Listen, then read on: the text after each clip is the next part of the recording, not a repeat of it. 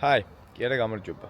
მოკლედ, სანამ ჩვენი ხაფანგი მზად იქნება და ახალ ვიდეო შემოგთავაზებთ, მანამდე მინდა კიდევ ერთი ჩემი პროექტი გაგაცნოთ. მართალია ხაფანგთან არანაირი კავშირი არ არის, თუმცა ეს ავტომობილია და შეიძლება დაგაინტერესოთ. მოკლედ, თქვენს წინაშეა Pinky. ხო, ნუ გაგიკვირდებათ ამ ულამაზეს ქმნილებას Pinky ქვია. მარტივად რო აგიხსნათ, Pinky food truck-ია, ანუ კვების ობიექტი ბორბლებზე, რომელიც მე თვითონ გავაკეთე. უამრავი დრო, ენერგია და რესურსი ჩავდე, ეხლა კი მის გაყიდვას ვაპირებ. ბევრი რომ არ გავაგრძელო, მოდით დაგათვალიერებინებთ და თან აგიხსნით დეტალებს. პირველ რიგში დავიწყოთ ბაზით, ანუ ავტომობილით. ეს არის Nissan Trade 1991 წლის გამოშვების. ძრავი აქვს 3-დან 0 დიზელი, აი Nissan Patrol-ის ძრავი დევს. მექანიკა 5 სიჩქარიანი. ამ ავტომობილის დადებითი მხარე ის არის, რომ კომპაქტურია. საკმაოდ ვიწრო არის, თუმცა მაღალი, თავისუფლად შეგიძლიათ დადგეს შიგნით. პლუს ამას აგრეგატები საკმაოდ გამძლეა. რასთავარი არის B კატეგორია, ანუ ნებისმიერ ადამიანს ჩვეულებრივი მართვის მოწმობით შეუძლია ატაროს. ასევე კოროზიისადმი ძალიან მდგრადია. ანუ შანგი არ აქვს რამას. რაც შეეხება სამუშაო სივრცეს. დეტალურად რო გავიაროთ წყობა. გვაქვს ნიჟარა, შემდეგ მოდის გრილი, შემდეგ არის სამუშაო სივრცე, მაცივარი, ელექტროობა და აი აქეთ უკვე არის კიდევ სამუშაო სივრცე. გვაქვს ნიჟარა, რომელიც შეგვიძლია ხელები დავიბანოთ, ჭურჭელი გავრეცხოთ ან ასე შემდეგ. დაყენებულია სპეციალური ონკანი, რომელიც ელექტრო არის და თავს ელექტროწყლის ტუმბოს. ეს არის გრილი, რომელიც მუშაობს ჩვეულებრივ გაზზე. არის 50-ით 60-ზე, საკმაოდ დიდი ზომის არის. ამ გრილზე შესაძლებელია მომზადდეს ნებისმიერი რამ. დაწყებული ტკბილი ბლინებიდან დასრულებული სტეიკით. მოდის სამუშაო მაგიდა, სადაც შეგიძლიათ იმუშაოთ, კერძები გააფორმოთ ან ასე შემდეგ. და იქეთ კიდევ მინი სათავსო. აქვე არის დენის წყარო, შემდეგ გვიდევს მაცივარი, სტანდარტული მაცივარია. რაც შეეხება ელექტროობას, ეს ნაწილი Pinky-ს ყველაზე მაგარი ნაწილია. Pinky აღჭურვილი არის მზის პანელებით. ანუ ელექტროენერგიის მიღება მზის ენერგიით შეგიძლიათ. ასევე ელექტროსისტემა გაყოფილია 12 და 24 ვოლტად, ანუ ორივე სისტემის გამოყენება შეგიძლიათ. ასევე დაყენებულია სისტემა, რომლის საშუალებითაც თუ რაიმე ხარვეზი შეიქმნა, ან თქვათ განსაკუთრებული უამინდობა, ან მზის პანელით ვერ ახერხებთ ენერგიის მიღება, შეგიძლიათ ავტომობილი დაქოქოთ და დაქოქილი ავტომობილით დამუხტოთ ელემენტები. ასევე რა თქმა უნდა, გააქვთ გარე დენზე დაერთების საშუალება და მთელი სისტემა ჩვეულებრივად იმუშავებს. ყველა სისტემას გააჩნია კონტროლერი, შეგიძლიათ ნებისმიერი ასპექტი აკონტროლოთ, პლუს ამას ყველა კაბელი არის იზოლირებული, ყველაფერს უყენია ამომრთველი და დამცველი. აი ესეც კიდევ ჩვენი უშველებელი მზის პანელი, რომელიც მოხდავს ჩვენს ელემენტებს და ამუშავებს Pinky-ს. ასევე გვაქვს გამწოვი.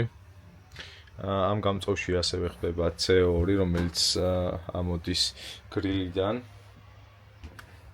და ვენტილატორის საშუალებით, რომელიც ელექტროა და მუშაობს, გადის გარეთ. მეორე მხარეს ასევე გვაქვს სამუშაო მაგიდა. აქ შეიძლება დაალაგდეს ჭურჭელი ერთჯერადი, მომსახურებისთვის ასე შემდეგ. დაყენებული გვაქვს 100 ლიტრიანი სუფთა წყლის აუზი. იატაკსაც შეეხება ვინილია, რომელიც შეგიძლიათ უპრობლემოდ მორეცხოთ. მოკლედ კაი ტიპია რა. რაც შეეხება დადებით მხარეებს, ყველაზე დიდი დადებით მხარე ის არის, რომ მზის ელემენტებზეა. შესაბამისად, არ ხართ მიჯაჭვული რაიმე კონკრეტულ ტერიტორიას, ლოკაციას, შეგიძლიათ ნებისმიერი ადგილიდან იმუშაოთ. პლუს ამას წახვიდეთ ფესტივალებზე, დაესწროთ ფესტივალებს და იქ იმუშაოთ. მოკლედ ძალიან კაი რამე არის რა. მზის პანელებსაც შეეხება, მარტივი ამბავი არის, 1500 ვატიანი ინვერტორი დგას, ანუ 1500 ვატის სიმძლავრე, რასაც აქვს ნებისმიერ რამეს ამუშავებს. ამ ეტაპისთვის მე ვამუშავებ მაცივარს, გამწოვს, შიდა განათებას და რამოდენიმე დენის წყაროს, რომელსაც უპრობლემოდ უმკლავდება და რეზერვში გვჩება 50% კიდევ.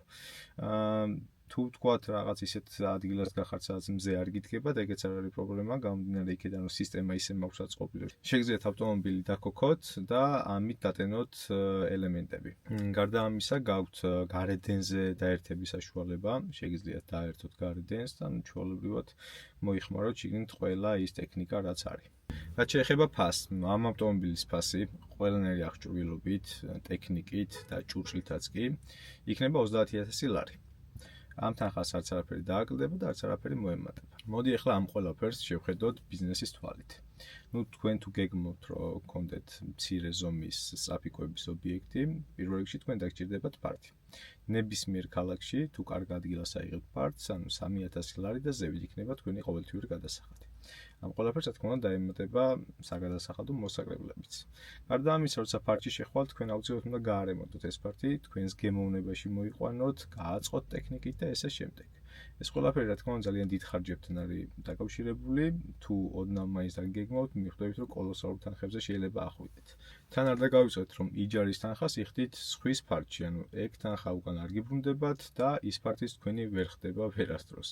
თან რაც არ უნდა კარგ ადგილას იყოთ, მიჯაჭული ხართ ერთ ლოკაციას, ანუ არა გაქვთ თავისუფლება, არ შეგიძლიათ თქვენი ბიზნესი აიღოთ, უბრალოდ წაიღოთ და გადაიტანოთ სხვა ქალაქში, ან დროებით იქეთ იმუშაოთ, მერე ისევ აქ დაბრუნდეთ და ესე შემდეგ. ფუდტრეკის შემთხვევაში სრულიად თავისუფალი ხართ. შეგიძლიათ ნებისმიერ ლოკაციიდან იმუშაოთ, ასევე შეგიძლიათ ხშირად შეიცვალოთ კიდეც ლოკაციები, მაგალითად სეზონზე ბათუმში ამუშაოთ, აი არა სეზონზე მაგალითად წახვიდეთ და აი გუდაუთში ამუშაოთ, პლუს ამას წახვიდეთ სხვა ფესტივალებზე და ფესტივალის მსვლელობის დროს იქ იმუშაოთ, ან არ ვიცი, თუნდაც დააყენოთ თქვენთან ეზოში, ჩართოთ ვოლტი და ვოლტზე ამუშაოთ შეკვეთებს უმარტივესად. ვიცი რომ ბაზარზე უამრავი ფუდტრეკი არის გასაყიდად, თუმცა მინდა გითხრათ, რომ ამ ტიპის ფუდტრეკები საქართველოში სამწუხაროდ არ არის.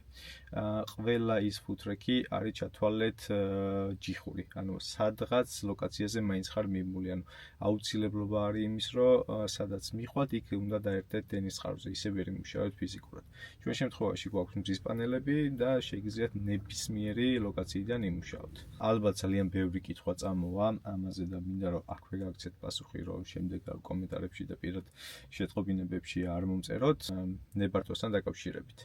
ნებართვის გაცემა ხდება, არ არის მარტივი პროცესი, თუმცა ამის მიღწევა შესაძლებელია. გარდა ამისა, თქვენ გაქვთ უფლება ამუშაოთ ნებისმიერი კერძო ტერიტორიიდან, ამას ნებართვა არ ჭირდება, ეს შეიძლება იყოს უბრალოდ ბანკის პარკინგი, ანუ შეიძლება იყოს სასტუმროს ეზო, ან ნებისმიერი კერძო ტერიტორია, რომელიც არ არის სახელმწიფოს ბალანსზე.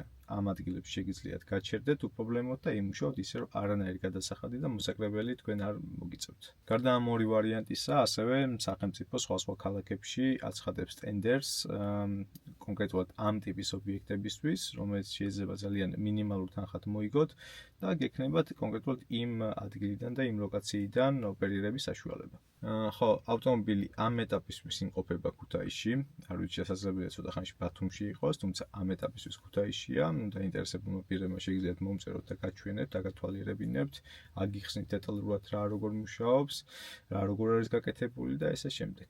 ეხლა კი წავედი, უნდა მივიდე ხაფანგთან, იმიტომ რომ დამირეკეს და მითხრეს რომ უკვე მზად არის, შეიღება და როგორც იქნა, შემიძლია წამოვიყვანო. კარგად, წარმატებები.